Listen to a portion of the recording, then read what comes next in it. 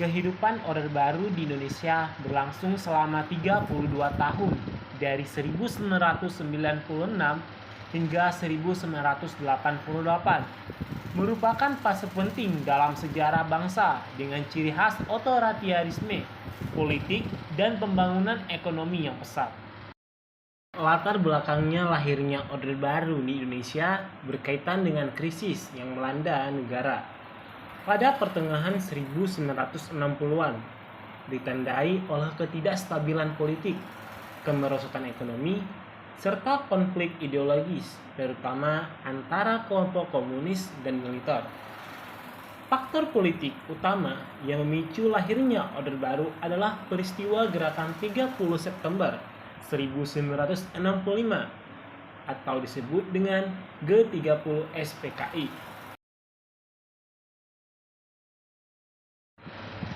Masa Orde Baru dimulai dari Surat Perintah 11 Maret atau disebut dengan Supersmart 1966 yang memberi kewenangan kepada Soeharto untuk mengendalikan pemerintah menggantikan Soekarno.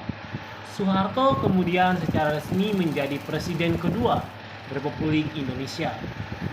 Sistem politik yang diterapkan adalah presidensial dengan kekuasaan besar terpusat di tangan presiden. Ciri utama politik Orde Baru adalah doktrin duifungsi ABRI yang menginteraksikan militer dalam peran sosial dan politik. Sehingga ABRI memainkan peran dominan dalam pemerintahan dan pengawasan sosial politik. Ekonomi Indonesia saat itu mulai menunjukkan pertumbuhan positif setelah mengalami krisis ekonomi dan ketidakstabilan pada akhir Orde Lama.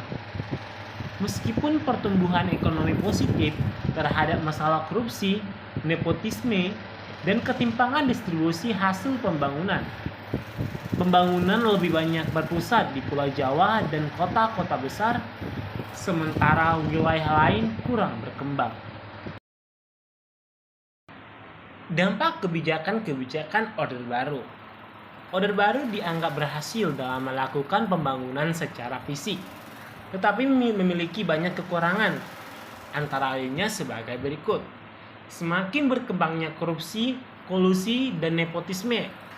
Pembangunan yang tidak merata, sehingga terjadi kesengajaan antara pusat dan daerah, serta kesengajaan sosial antara yang kaya dan miskin.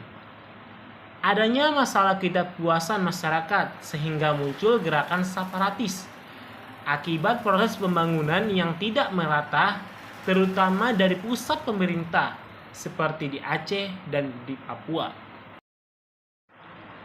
Pada akhir pemerintahan Orde Baru, di pertengahan tahun 1967, terjadi krisis moneter yang melanda beberapa negara di kawasan Asia, termasuk Indonesia. Sejak tahun 1997, pemerintah tidak dapat mengatasi krisis moneter, bahkan terus berlanjut ke krisis yang lain, seperti politik, ekonomi, sosial, dan moral. Dengan adanya krisis multidimensi Orde Baru,